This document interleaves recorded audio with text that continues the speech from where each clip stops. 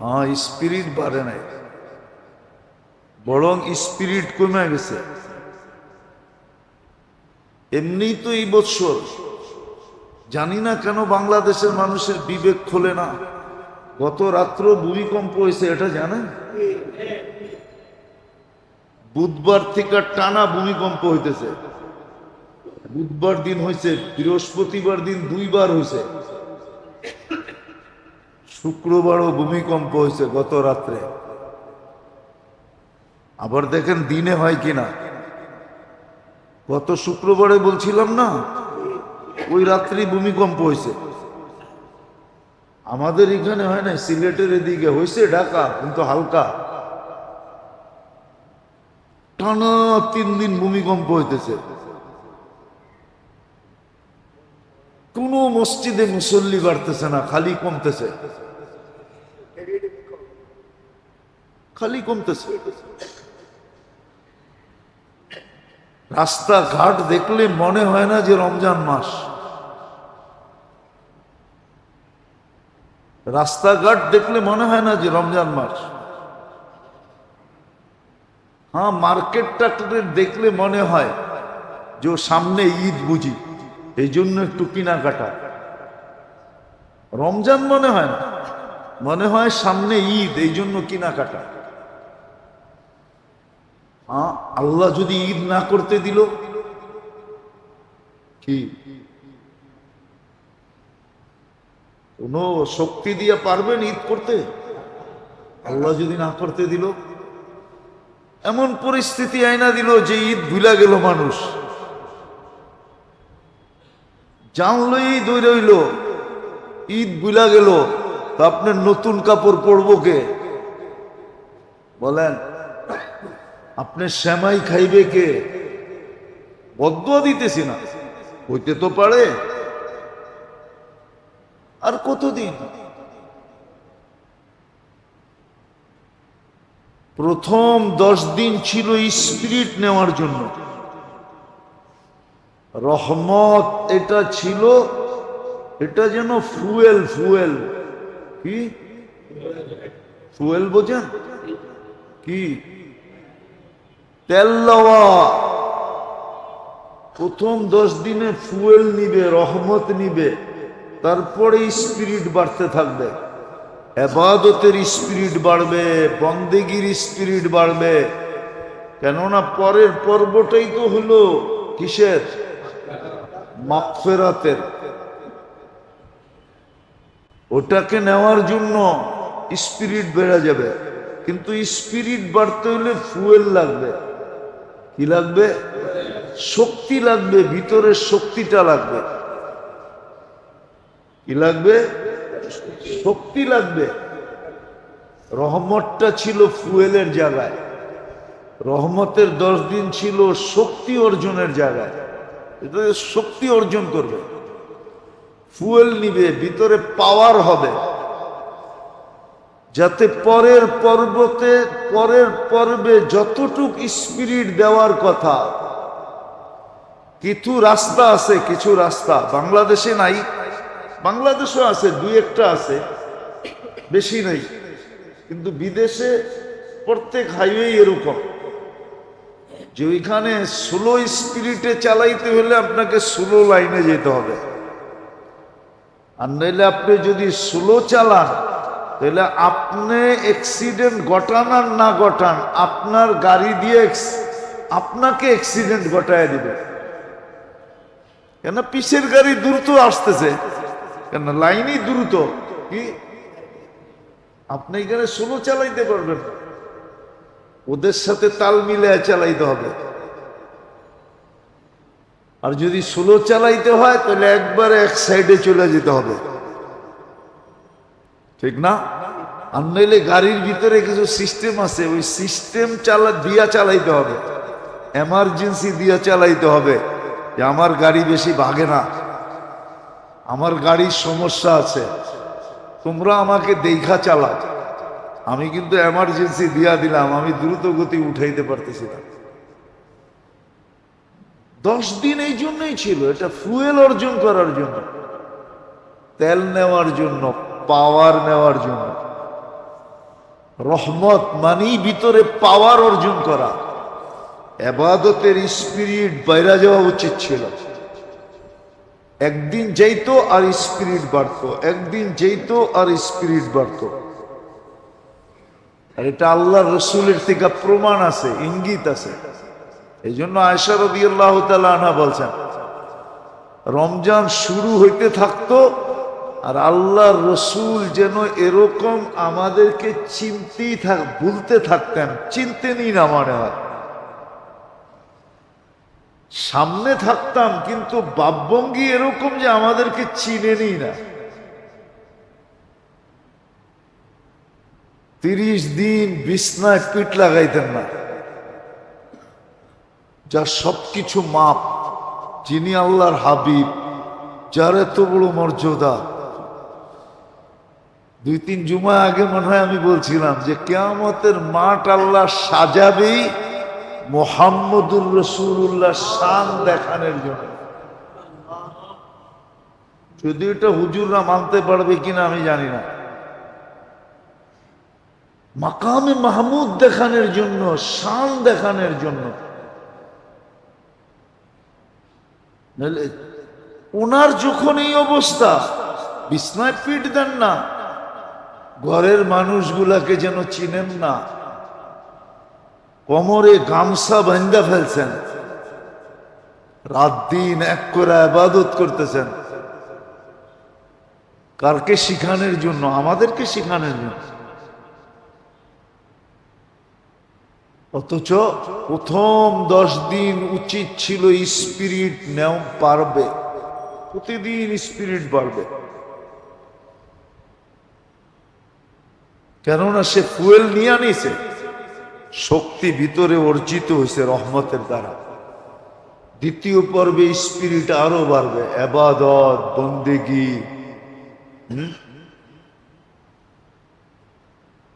এই জন্য কিতাবে পাওয়া যায়। আমরা তো 20 রাকাত পড়তে চাই না, এটা নিয়েও প্রশ্ন করি, ঠিক না? হ্যাঁ, মদিনা আলারা 36 রাকাত পড়তেন বেতের তারাবি। কত কত? 36 রাকাত। কেন জানেন? কেননা মক্কা আলারা 4 রাকাত পড়া, মক্কা আলারা 2 রাকাত পড়া তারাবি একটা তোয়াফ করতেন, আবার 2 রাকাত পড়া এইভাবে 20 রাকাত পড়তেন। কত? 20 রাকাত পড়তেন। তো মদিনা আলারা ভাবতেন যে আমরা তো ওদের মতো তোয়াফ পাবো না, মদিনায় তো আর তোয়াফ নাই, ঠিক না? হ্যাঁ, আমরা নামাজ বাড়ায় দিই, এই জন্য ওনারা 16 রাকাত বাড়ায় দিতেন। নামাজ বাড়ায় দিয়েছেন 16 রাকাত, 36 রাকাত পড়তেন। 36 রাকাত। এক পারায় কয় আয়াত? জিগান্ত হাফেজ করে কয় আয়াত? হাফেজরাও জানে না, খালি পড়ে। মদিনা আলারা প্রত্যেক তারাবিতে কমসে কম 200 আয়াত করতেন, যেটা এক পারার চেয়ে অনেক বেশি হয়ে যায়। সব উল্টে গেছে। বেশি পড়তো এখানে। এখন প্রশ্ন হইতেছে 20 পড়বো না, 8 পড়বো না, 12 পড়বো।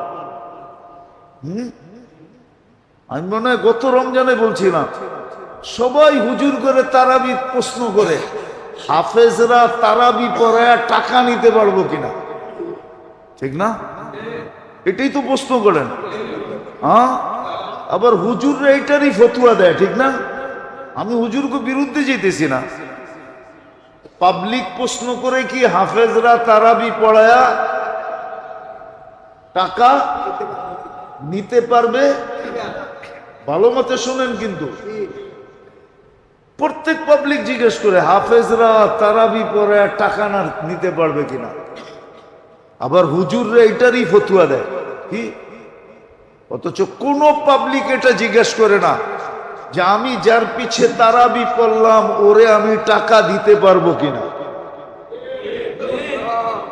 একজনও মনে হয় কোনো হুজুরে জিজ্ঞাসা করে নাই আজ পর্যন্ত। বাংলাদেশে কোনো পত্রিকায় দেখি নাই, কোনো মিডিয়ায় দেখি নাই যে হুজুরের কাছে জিজ্ঞেস করছে যে আমি যে হাফেজের পিছে তারাবি পড়ি, আমার মন চায় আমি ওরে টাকা দিতে, আমি ওরে টাকা দিতে পারবো কিনা।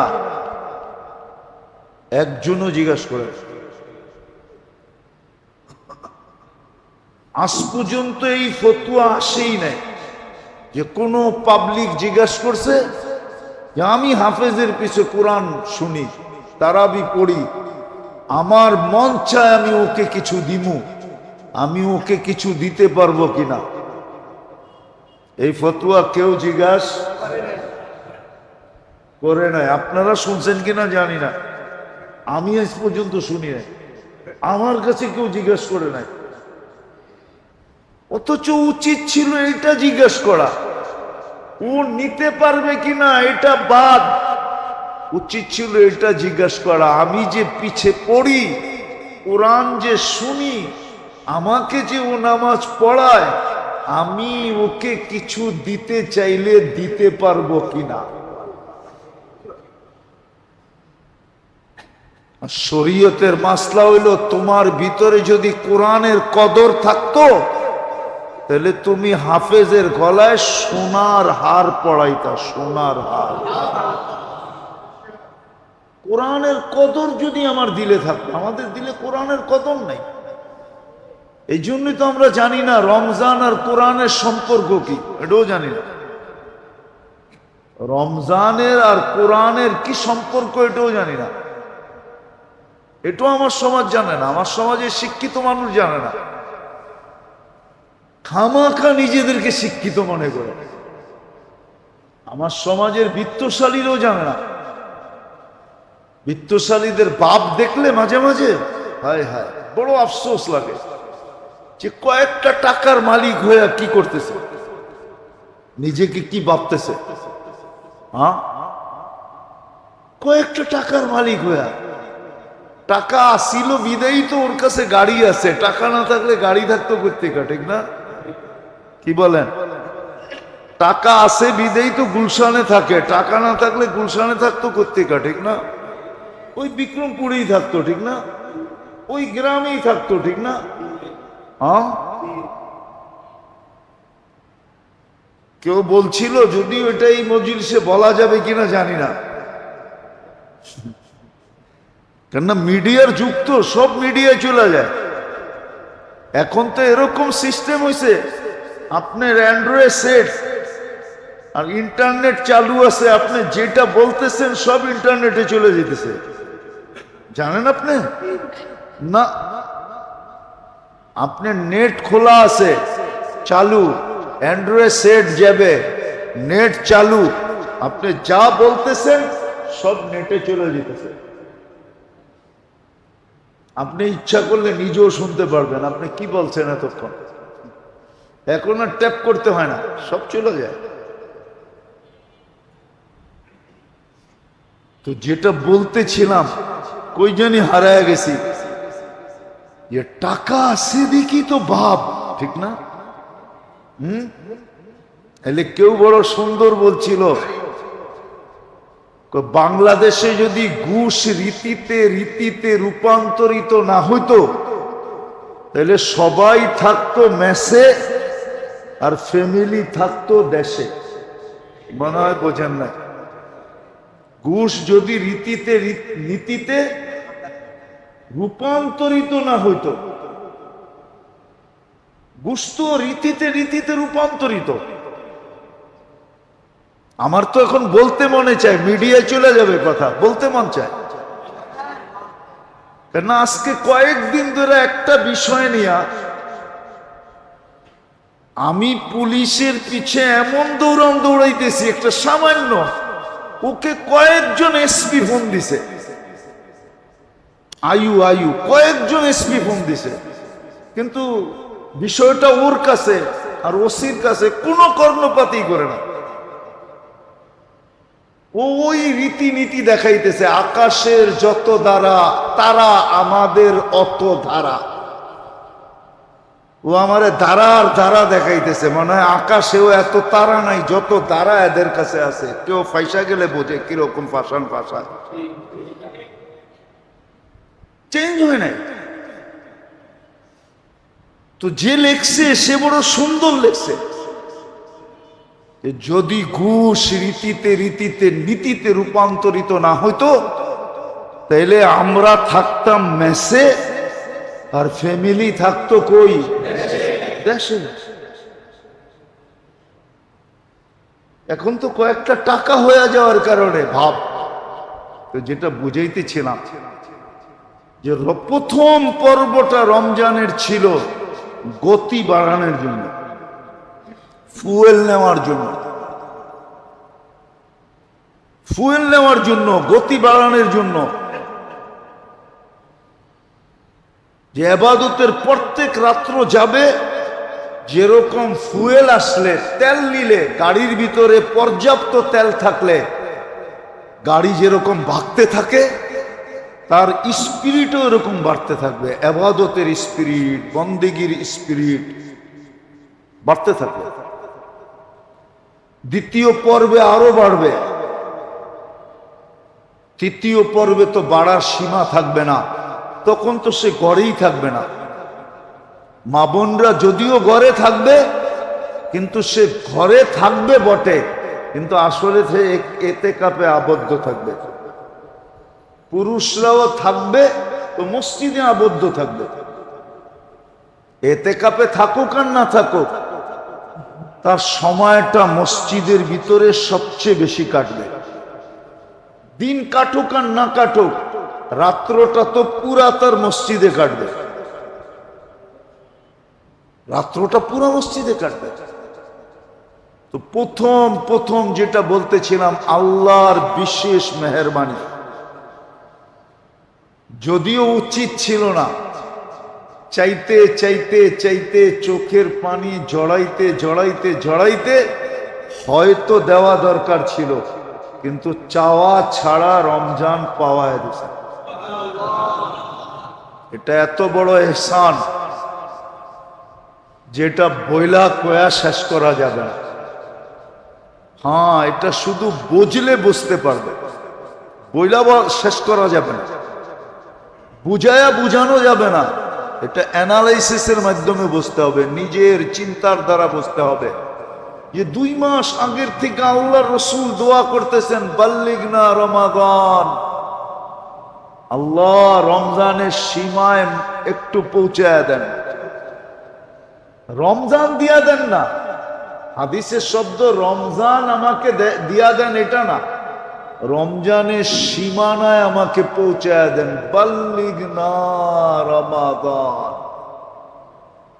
রমজানের সীমানায় আমাকে পৌঁছায় দেন। যেটার জন্য আল্লাহ মাহফিল করতেন, আল্লাহর রাসূল মাহফিল করতেন, রমজানের আগের থেকেই বুঝাইতে চেষ্টা করতেন। আসতেছে আসতেছে আসতেছে, হাদিসের শব্দ দেখলে বোঝা যায় যে গুরুত্ব কতটুকু দিয়ে বুঝাইতে চেয়েছেন। আর ওমর রাদিয়াল্লাহু তাআলা আনহুর মতো ব্যক্তি বলতেছেন, ইয়া রাসূলুল্লাহ কি আসতেছে বলেন না, খালি বলতেছেন আসতেছে আসতেছে আসতেছে।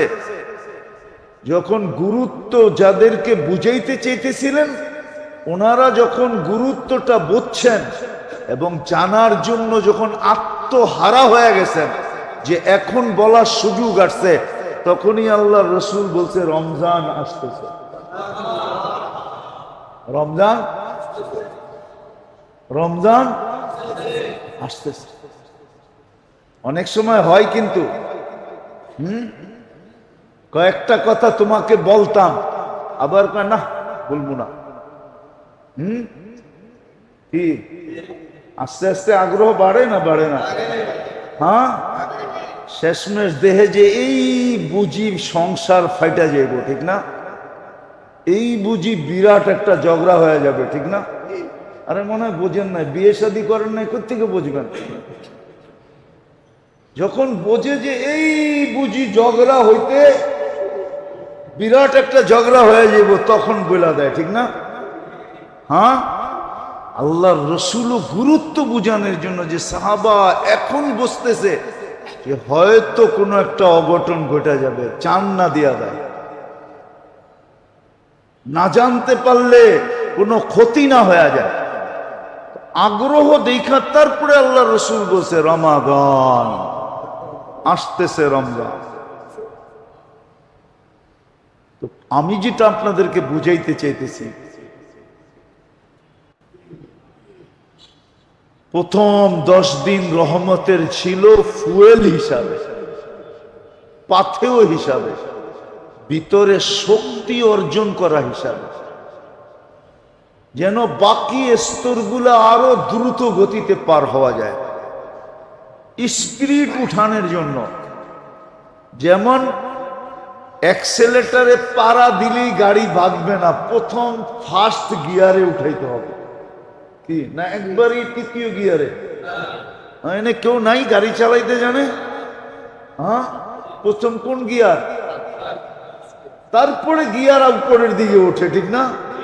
প্রথম 10 দিন ছিল ফার্স্ট গিয়ার, ফুয়েল ছিল।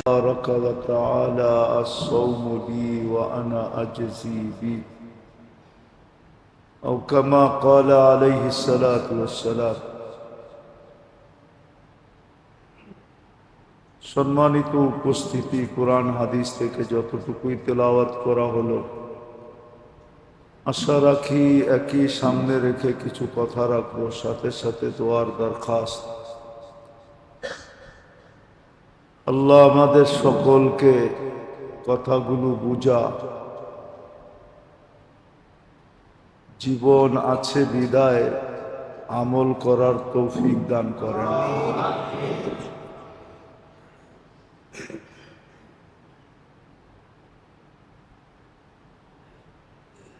আল্লাহর করণীয় যা ছিল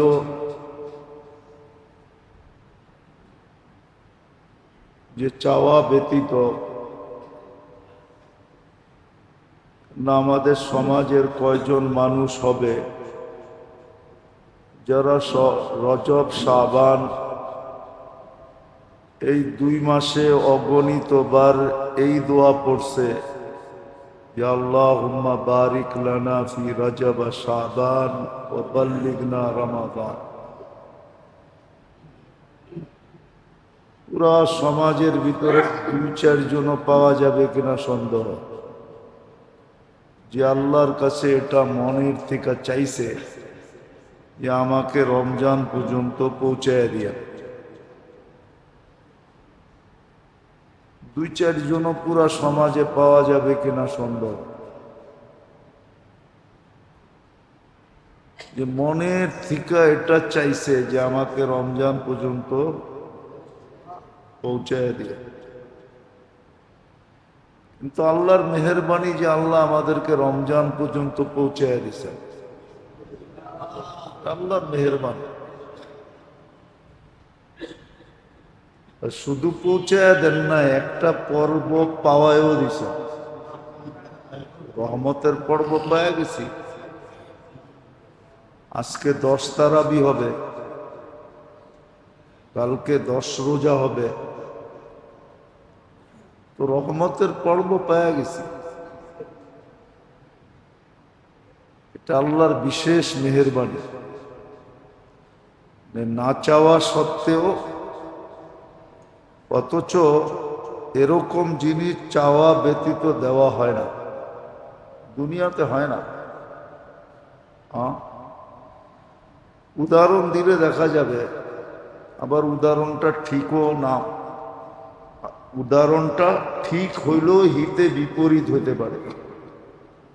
উদাহরণটা ঠিক হবে কিন্তু আবার বলতে গেলে হিতে, মিডিয়ার যুগ না, এচায় পেঁচায় এরকম করে বানায় দিবে যে আমার জন্য হিতে বিপরীত হয়ে যাবে।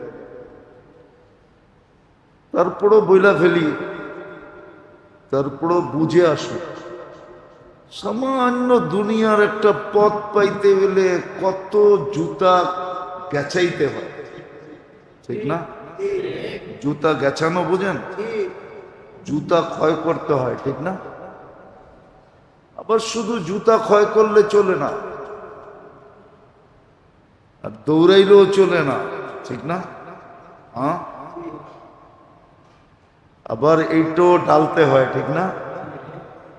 তারপরে দুনিয়ার সামান্য একটা পথ পাওয়া যায়। আর রমজানের মতো মাস বিনা চাওয়ায় পাওয়ায় দেওয়া আমাদের ভিতরে অনুভূতি নাই। আমি কালকেও বলতেছিলাম এক জায়গায়, সবাই বলতেছিল আমরা বিশ্বাস করি।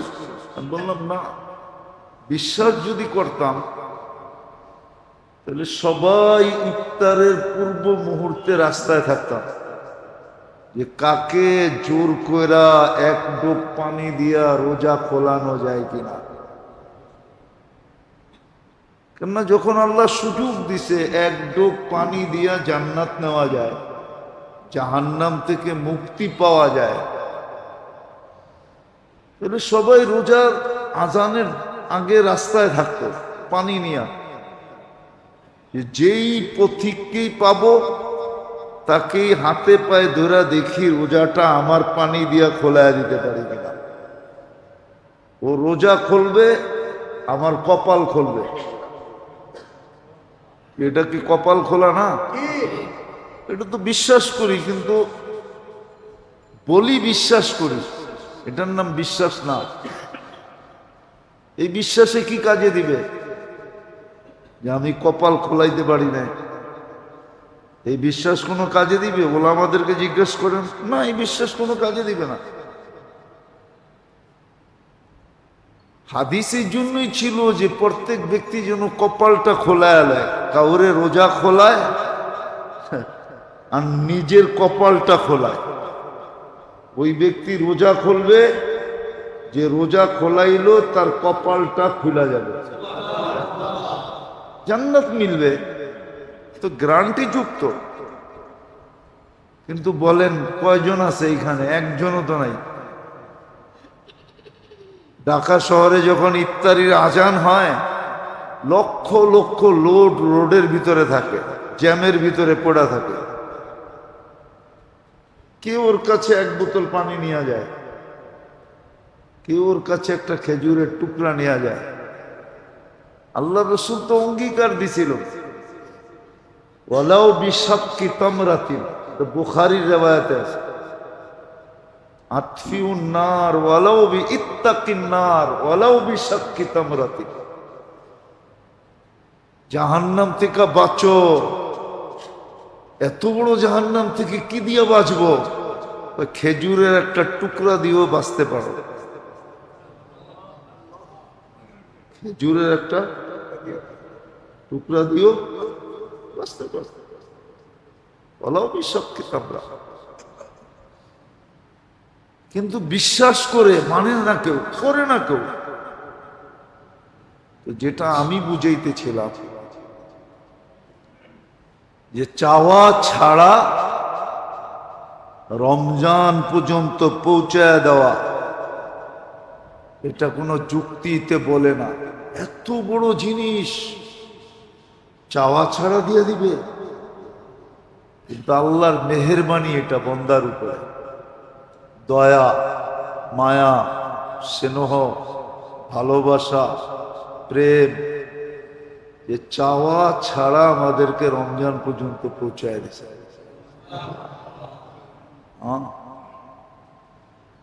যদি এটার গুরুত্ব না থাকতো, বড়ত্ব, মহত্ব না থাকতো, তাহলে 2 মাস আগের থেকে আল্লাহর রসুল দোয়া পড়তেন না।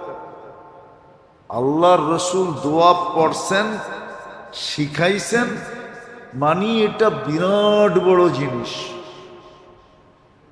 হ্যাঁ, বিরাট বড় জিনিস। রমজান কি জিনিস এটার অ্যানালাইসিস এই উম্মতের নাই। যারা পায় নাই ওরা তো চোখের পানি ঝরাইতে ঝরাইতে চলে গেছে, যারা পাইছে ওদের কাছে কোনো কদর নাই। কি সরকার কা মাল দরিয়া মে ডাল, এরকমই সরকারি জিনিস তো কোনো দাম নাই। মাতৃকোলে বৈশা পায়া গেছি তো কোনো দাম নেই, কোনো কদর নেই। আল্লাহর মেহেরবানি যে রমজান আমাদেরকে পাওয়ায় দিছে বিনা চাওয়ায়। আবার শুধু পাওয়ায় দেন নাই, প্রথম পর্বটা পুরোও করায় দিছেন। আল্লাহর মেহেরবানি। রহমতের পর্ব পুরা হতে চলছে। আজকে 10 তারাবি হবে, ঠিক না? কালকে 10 রোজা হবে। রহমতের পর্ব পুরা হতে চলছে। বাকি সামনে 2টা পর্ব রয়ে গেছে। যতটুক স্পিরিট বাড়ার কথা ছিল, স্পিরিট বাড়ে নাই, স্পিরিট বাড়ে নাই।